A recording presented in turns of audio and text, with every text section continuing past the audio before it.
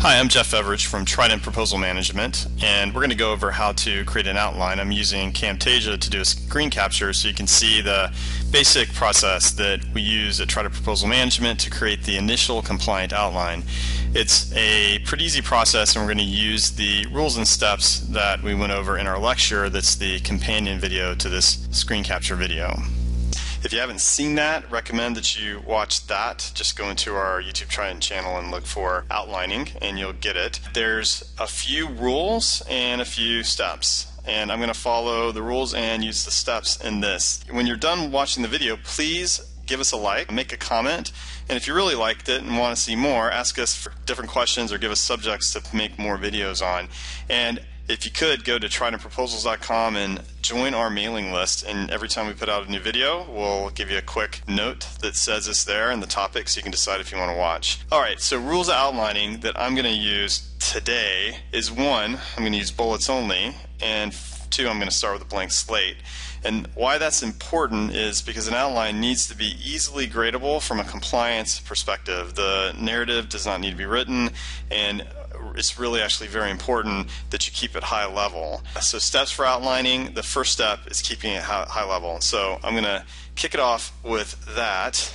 What I've got in front of you, what you see is section L and section M cut and pasted from the RFP. Quick technical notes, typically the RFP is in a PDF form. Because it's in a PDF form, cutting and pasting is a chore. I have actually already taken the time to format the cut and paste so that it'll work right for me. Basically, you need to put it in the correct font and the correct size, and then also you want to get rid of those carriage returns that tend to show up when you cut and paste from a PDF. If you get a PDF that's not OCR'd, hasn't been recognized as a document that can be cut and paste from, then you'd want to get Adobe Pro or some other tool to OCR it so you can cut and paste from it, or just type it out. Either way, I'm starting with the raw language in section L and M, and I'm just going to go through and start to give you an idea of how I create a compliant outline, an outline that is in the correct order and covers every subject that the government has asked for. So here you have Factor 2, Technical and Management Capability, and there's 3 parts. There's A, which is 5-page maximum, that talks about the organizational experience. There's B, Factor 2B, which has a 3-page maximum, and that talks about a staffing plan. And then Factor 2C, which has a 2-page maximum, and that is your approach to cost accounting, control, and reporting. So that's the order we're going to go in, and that actually gives us all the information we need to create our outline without any issues. So first, we'll start with this first part of it, which is a 5-page document, and it's organizational experience and performing work relevant to the tasking in the PWS. So I'm going to start with that as my first part of the outline, just by cutting and pasting it into the top. So A, this is, on top I'll just put Factor 2A. I'm going to call it organizational experience. Oops.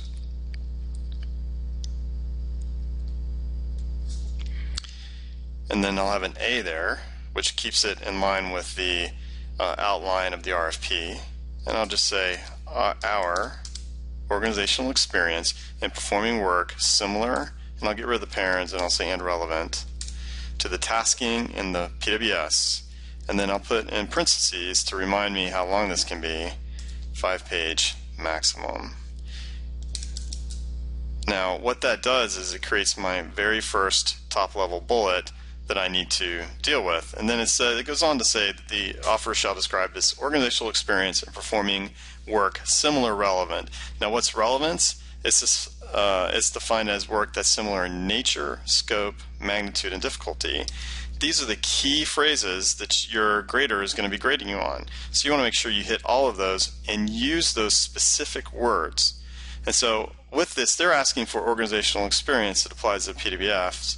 I'm going to just give them 2 maybe with 5-page maximum, I'm going to just give them 5 organizational experiences, so a page per each. Now granted, when you start doing more detailed outline, you got your SMEs, your writers together, they may decide to do way more, way less, how page allocation might be allocated based on the relevancy of the experience itself. So I'll just say experience 1.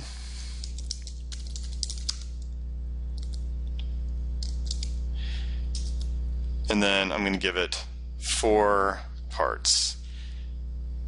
So this will be brief description of, and then nature relevant to PWS. I'm going to unbold this so that's not so hard to read. Scope, magnitude, and difficulty.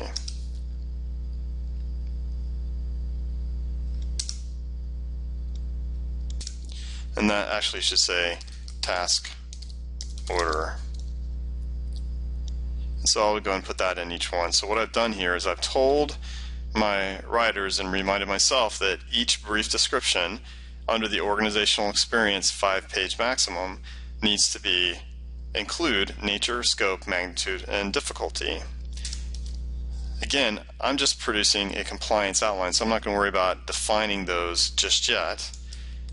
I'm going to assume that we're going to need at least 3 experiences.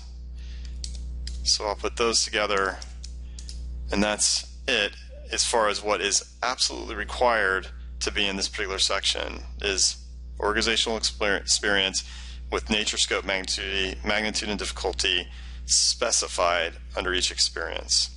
Now I'm going to move to the next section. Now the next section, as I spoke before, is a staffing plan that identifies personnel with relevant qualifications and specialized experience to perform the work described in the PWS. Now that is telling you what the overall 3-page section should be about. So for this, again, just like the above, I'm going to give the section a name.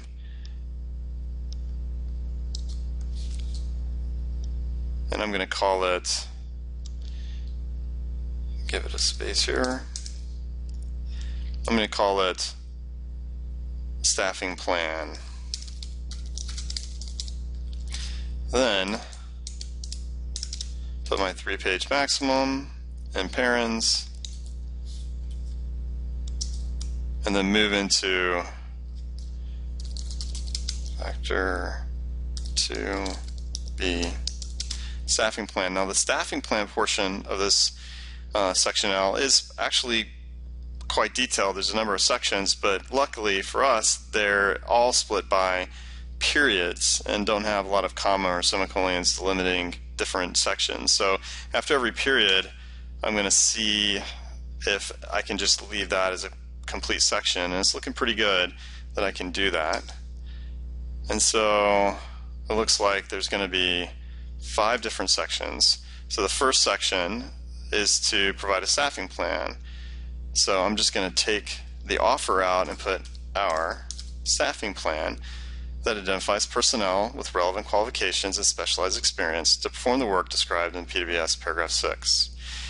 Then I'm going to go ahead and do the same thing, except I'm going to just modify the sentence so that it makes more sense as something we're giving to them. So in this case, I'm just going to put our proposed management approach that, instead of likely, I'll say that will result, and then continue the sentence to there.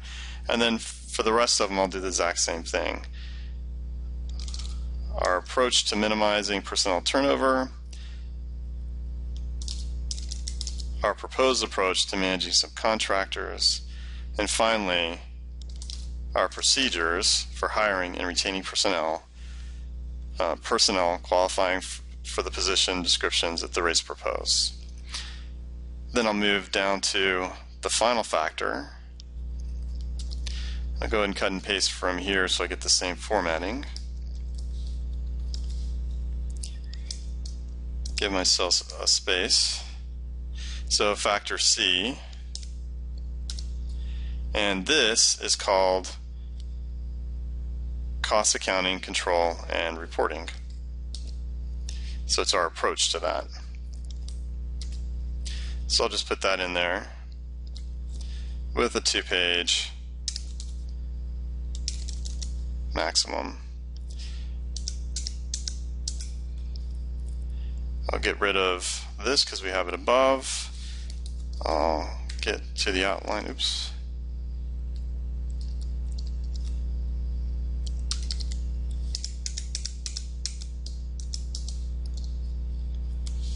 Get to the outline view, and then format, and then I'll just go through and do the exact same thing I did before. So the first is our approach to cost accounting, control and reporting, and then evidence that it has an improved accounting system, and finally methodology. So in this case I'll do the exact same thing I did above. I'll put our approach, and then for this one I'll just say evidence that our accounting system is approved.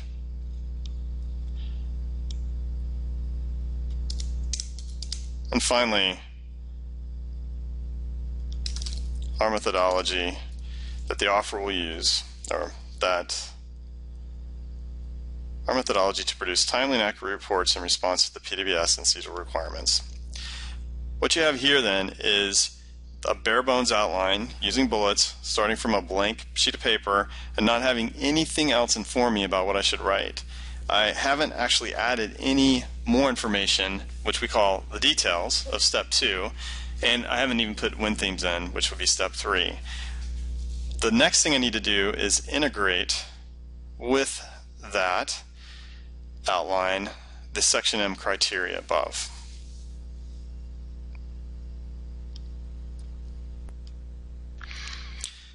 So now we're going to integrate the section M criteria so that as I'm looking through my particular compliance outline and checking other outlines or checking the work of the writers, the SMEs, I can see exactly what the government's going to grade me on for each section.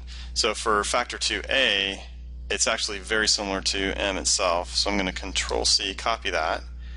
And I'm just going to throw it into the organizational experience factor. And what I usually do is I make this a different color and make it a bit smaller. And I'll put in section M, factor 2A. This way I know that this isn't part of the outline and needs to be removed beforehand, but it gives me a very quick reference to what exactly I need to be grading myself on as I'm reviewing the outline. Another thing that I can do to add details is to look at what are some bits of information that I can do right now to have the writers stay, on the same track or be consistent in how they write. One thing that really stands out is what is the definition of nature, scope, magnitude, and difficulty. So I can add in that nature is, in this case, it's, I'll unbold it, same or similar systems, users, technologies,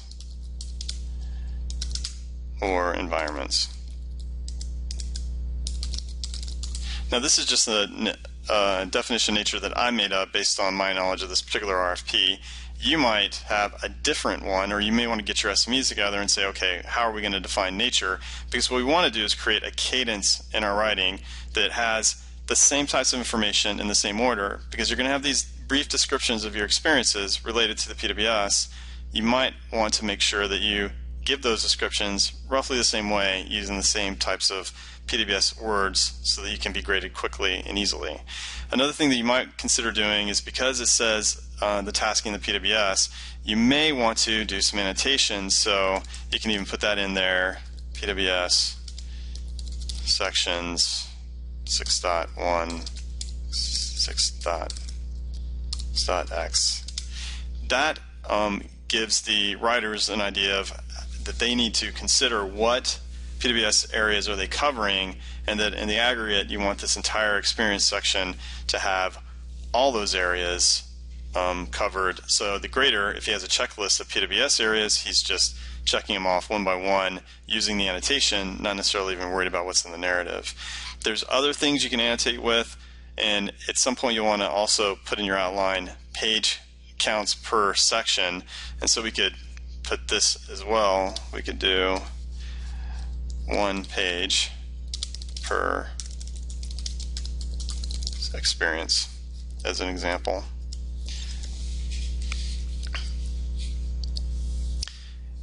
So with that, I'm going to move forward to a more finalized version of my compliance matrix that not only includes details but has a little bit on win themes and how you might spur the writers and the SMEs to think about how they could include things that are important for the overall grading, for the overall compellingness of the response that you give.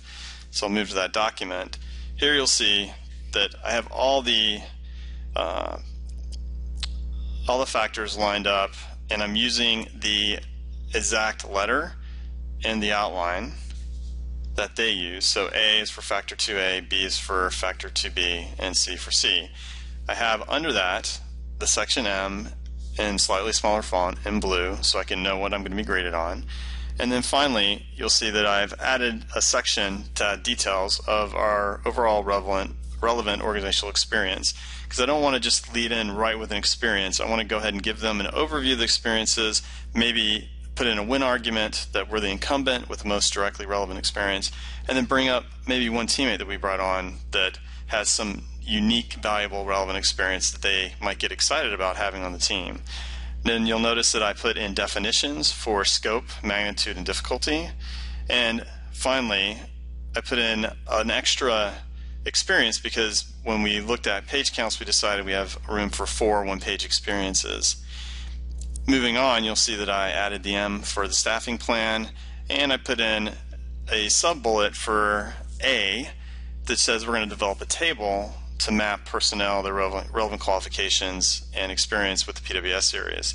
So by doing that, I've given the writers an idea of the kind of information I want to see in this section.